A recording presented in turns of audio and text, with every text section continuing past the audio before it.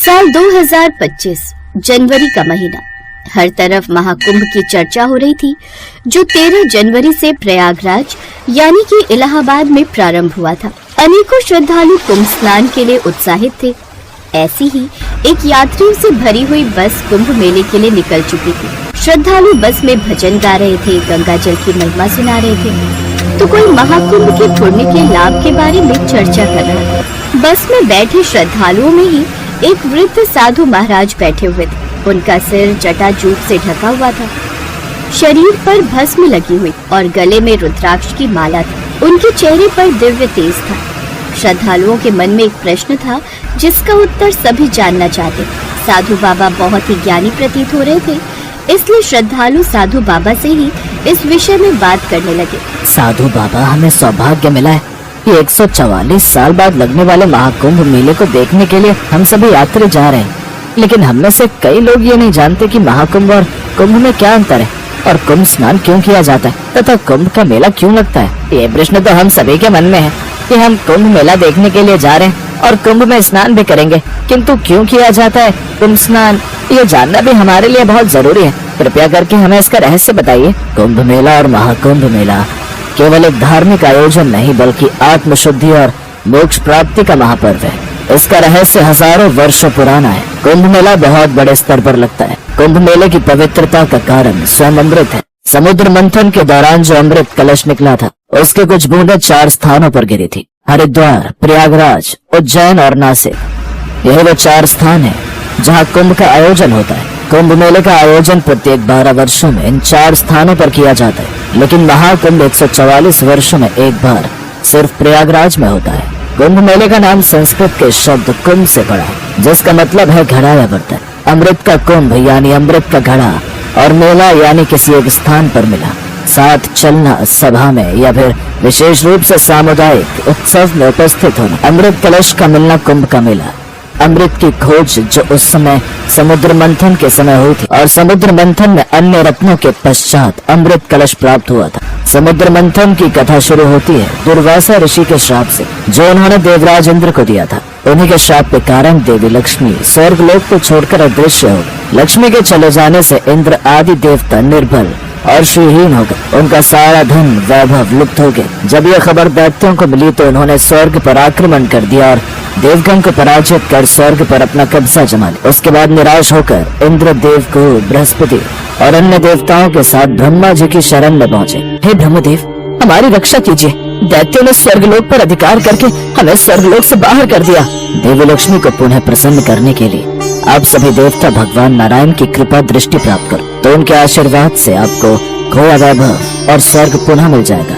इंद्र और अन्य देवताओं के आग्रह पर ब्रह्मा जी भी उनके साथ भगवान विष्णु की शरण में पहुँचे। हे प्रभु, आपके श्री चरणों में हमारा कोटि कोटि प्रणाम। भगवान, माता लक्ष्मी हमसे रूठ गई है और दैत्यों ने हमें पराजित कर स्वर्ग पर अधिकार कर लिया है। अब हम आपकी शरण में हैं, हमारी रक्षा कीजिए।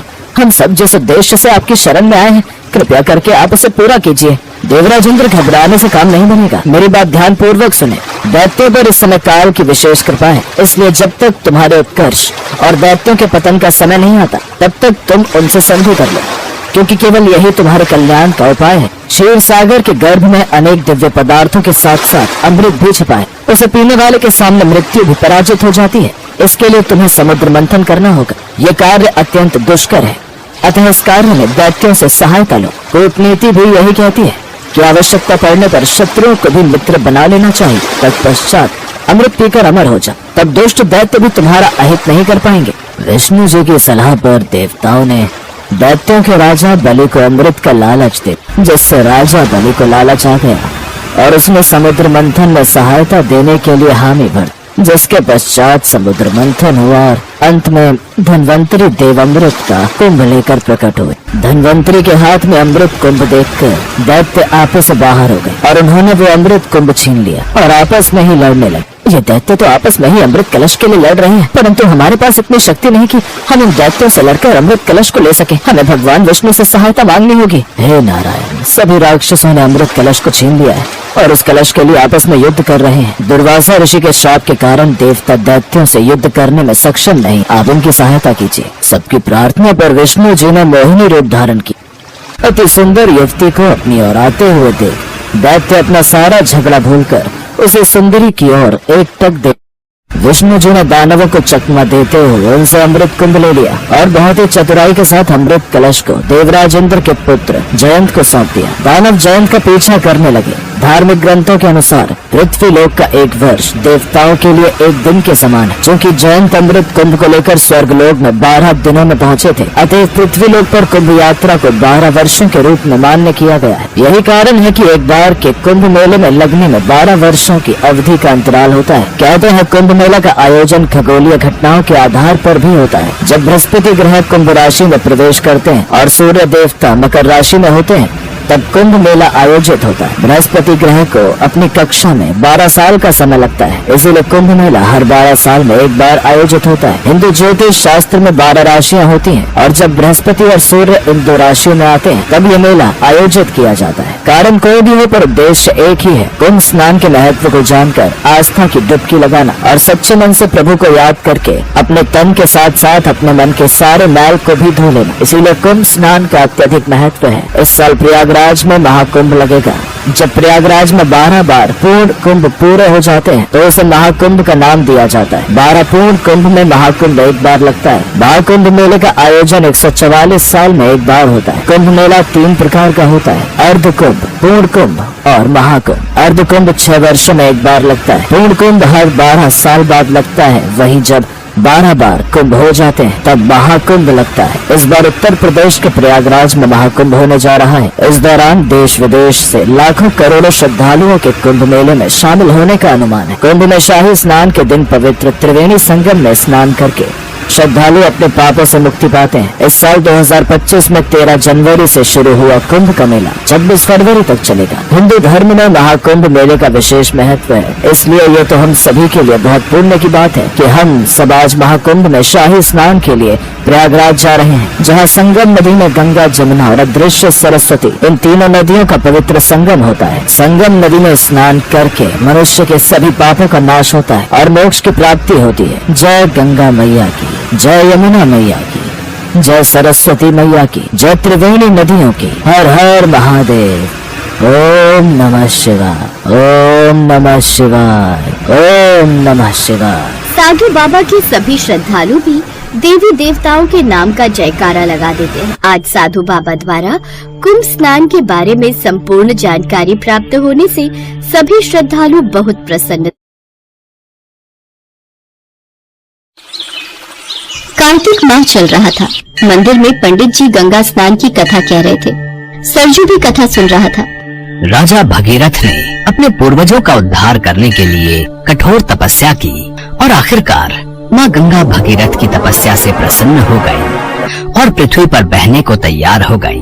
भोले शंकर ने गंगा को अपनी जटाओं से होकर धरती पर जाने के लिए कहा और तब जाकर राजा सगर के 60,000 पुत्रों का उद्धार हुआ और उन्हें मुक्ति मिली। भगीरथ आगे आगे जा रहे थे और गंगा उनके पीछे पीछे चल रही थी। राजा भगीरथ माँ गंगा को गंगोत्री से लेकर गंगा सागर तक गए। यहाँ उन्होंने कपिल मुनि से विनती की कि वो उनको अपने श्राप से मुक्त करें। गंगा की अमृत धारा भगीरथ की कठोर तपस्या का फल थी। मोक्षदायिनी माँ गंगा को धरती पर देखकर महर्षि कपिल प्रसन्न हुए। उन्होंने सगर पुत्रों को अपने श्राप से मुक्त कर दिया और तब से माँ गंगा पृथ्वी लोक पर बहने लगी। गंगा स्नान के दिन गंगा नदी में स्नान करने से मनुष्य के सारे पाप धुल जाते हैं और उसे मोक्ष की प्राप्ति होती है।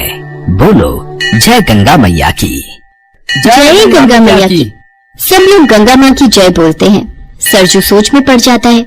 माँ की भी आखिरी इच्छा थी गंगा स्नान पर हरिद्वार जाने की, पर वो पूरी नहीं हो पाई। मुझे माँ की आखिरी इच्छा पूरी करनी ही होगी। कुछ दिन बाद गंगा स्नान है, मैं किसी भी तरह इस बार माँ की इच्छा जरूर पूरी करूँगा। हे गंगा मैया, मेरी मदद करना। बस किसी तरह इन कुछ दिनों में मैं पैसे जोड़ लूं। सरजू घर आ जाता है। उसे उदास देख उर्मिला पूछती है, क्या हुआ, तुम्हारा मन क्यों उदास है? उर्मिला, अगले हफ्ते गंगा स्नान है। मैं सोच रहा था, माँ की आखिरी इच्छा थी गंगा स्नान जाने की। इस बार वो पूरी कराते, पर मेरे पास अभी पैसों का जुगाड़ नहीं हो रहा। तुम निराश मत हो, हम दोनों मिलकर ज्यादा मेहनत मजदूरी करेंगे। देखना, 1 हफ्ते में हमारे पास पैसे जुड़ जाएंगे। उर्मिला की बातों से सरजू के मन में हिम्मत आ जाती है और वो दोनों जहाँ भी काम मिलता वहाँ दिन रात मेहनत मजदूरी करके पैसे जोड़ने लगे। सुनो जी, गंगा स्नान को 1 दिन बचा है। हमारे पास इतने पैसे जुड़ गए हैं कि हम गंगा स्नान के लिए जा सके।